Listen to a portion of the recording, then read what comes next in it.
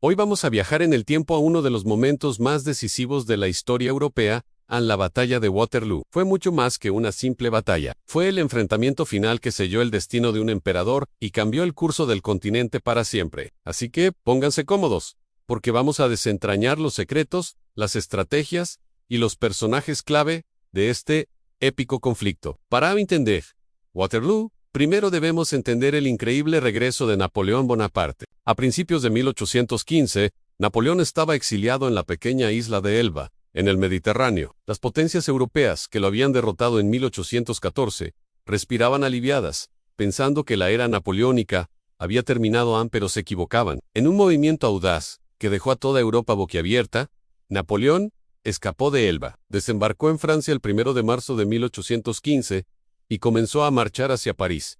¿Se imaginan la escena? El hombre que había conquistado casi toda Europa volvía, y lo más sorprendente fue la reacción del pueblo y del ejército francés. En lugar de arrestarlo, las tropas enviadas por el rey Luis XVIII se unieron a su antiguo emperador. Su carisma era legendario. Se dice que se acercó a un regimiento, abrió su abrigo y dijo: «Soldados, si hay uno entre ustedes que quiera matar a su emperador, aquí estoy». A nadie disparó. Al contrario, los gritos de «¡Viva el emperador!» resonaron por toda Francia. En menos de un mes, Napoleón entró en París sin disparar un solo tiro, comenzando su segundo reinado, conocido como los 100 días en claro. Este regreso triunfal no fue bien recibido por el resto de Europa. Las grandes potencias, reunidas en el Congreso de Viena para redibujar el mapa del continente, declararon a Napoleón enemigo y perturbador de la paz del mundo. Inmediatamente, formaron la Séptima Coalición, una alianza masiva que incluía a Gran Bretaña, Prusia, Austria y Rusia, con el único objetivo de derrotarlo de una vez por todas. Se prepararon para invadir Francia con ejércitos gigantescos. Napoleón sabía que no podía esperar a que todos sus enemigos se unieran y lo aplastaran. Su única oportunidad era la ofensiva. Tenía que atacar rápido y por separado a los ejércitos que ya estaban cerca de la frontera de Francia, en lo que hoy es Bélgica. Su plan era audaz y brillante, como era de esperar de uno de los más grandes genios militares de la historia. Su objetivo principal eran dos ejércitos: el ejército anglo-aliado, liderado por el duque de Wellington, y el ejército prusiano, comandado por el mariscal Gebhard von. Estos dos ejércitos estaban acampados cerca el uno del otro. El plan de Napoleón era simple en concepto pero difícil de ejecutar: usar su ejército para meterse como una cuña entre ellos, derrotarlos uno por uno antes de que pudieran unir sus fuerzas, y luego marchar sobre Bruselas. Si lo lograba, podría forzar a la coalición a negociar la paz. Y aquí es donde la campaña de Waterloo realmente comienza. El 15 de junio de 1815, el ejército francés cruzó la frontera. La velocidad y el secreto del avance sorprendieron a los aliados. Napoleón había logrado su primer objetivo al posicionarse entre Wellington y, el 16 de junio, dos batallas cruciales se libraron simultáneamente. Napoleón lideró personalmente el ataque principal contra los prusianos en la batalla de Ligny. Fue una batalla brutal y sangrienta, pero al final del día los franceses lograron una victoria.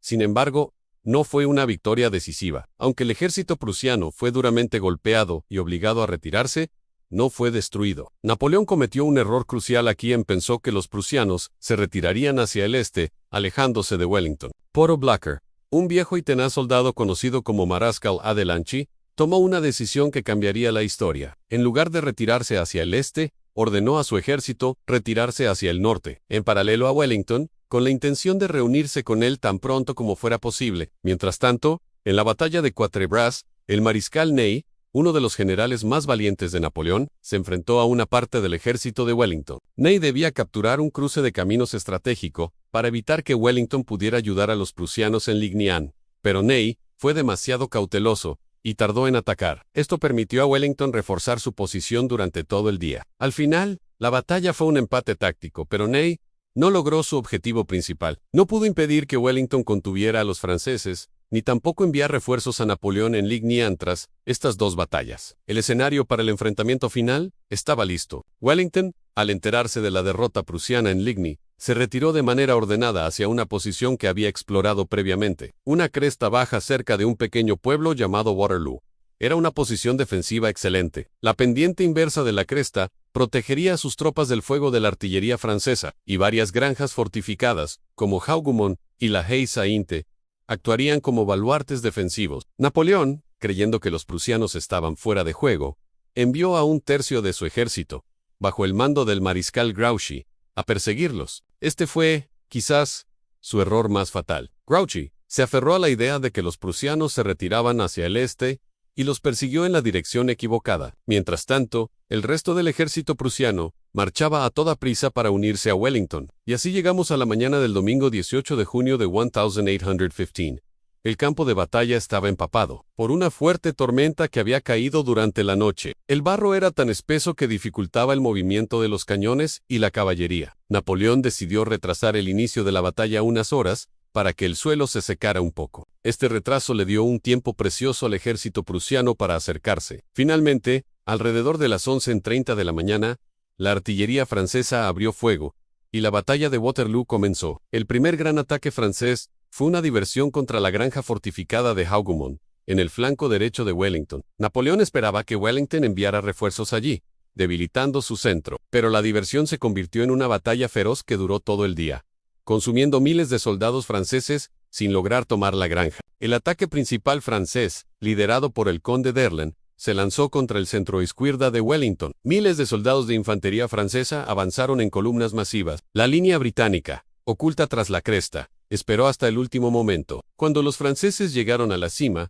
los británicos se levantaron y descargaron una andanada mortal a quemarropa. El ataque francés se detuvo, y en ese momento, la caballería pesada británica, liderada por Lord Uxbridge, cargó contra ellos, causando una carnicería y haciendo retroceder a la infantería francesa. Fue un contraataque espectacular, pero la caballería británica se descontroló y cargó demasiado lejos, siendo a su vez diezmada por la caballería francesa. A midi-tarde, la situación era crítica para Wellington. Los franceses lograron capturar la granja de la Haye-Sainte, en el centro de su línea. Esto era extremadamente peligroso, ya que ahora la artillería francesa podía acercarse y disparar directamente contra el centro aliado, que comenzaba a flaquear. Wellington, observando la presión sobre sus tropas, fue escuchado decir en que llegue la noche, o que llegue. Y llegó. Alrededor de las 4:30 de la tarde, las primeras tropas prusianas comenzaron a aparecer en el flanco derecho francés. Napoleón se vio obligado a desviar tropas vitales, incluyendo parte de su preciada Guardia Imperial, para contener a los prusianos.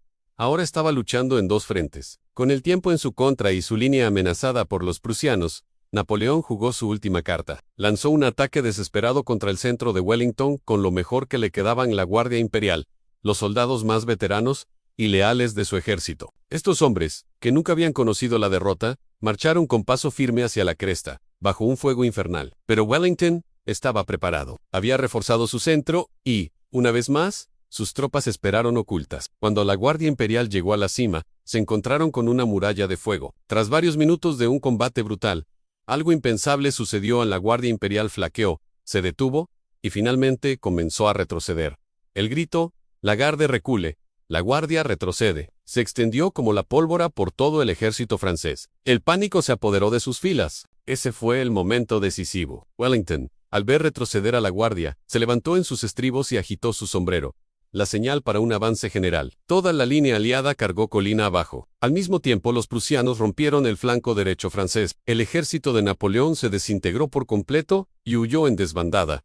La batalla había terminado. Napoleón había sido derrotado. Las consecuencias de Waterloo fueron inmensas. Napoleón abdicó por segunda y última vez, y fue exiliado a la remota isla de Santa Elena, en el Atlántico Sur, donde moriría 6 años después. La dinastía borbónica fue restaurada en Francia. La batalla marcó el fin de casi 25 años de guerra casi continua en Europa, y dio inicio a un periodo de relativa paz y estabilidad en el continente conocido como la Paz de los 100 años. Waterloo no fue solo la victoria de Wellington, sino la victoria de una coalición que demostró que, unidas, las naciones europeas podían detener las ambiciones de un solo hombre, por muy brillante que fuera. Fue el fin de una era, y el comienzo de una nueva. Y así concluye nuestra inmersión en la batalla de Waterloo. Una historia de genio militar, errores fatales, valentía increíble y decisiones que cambiaron el mundo. Espero que hayan disfrutado de este viaje al pasado. Si les gustó el video, no olviden darle a me gusta, suscribirse y activar la campanita para no perderse nuestros próximos contenidos.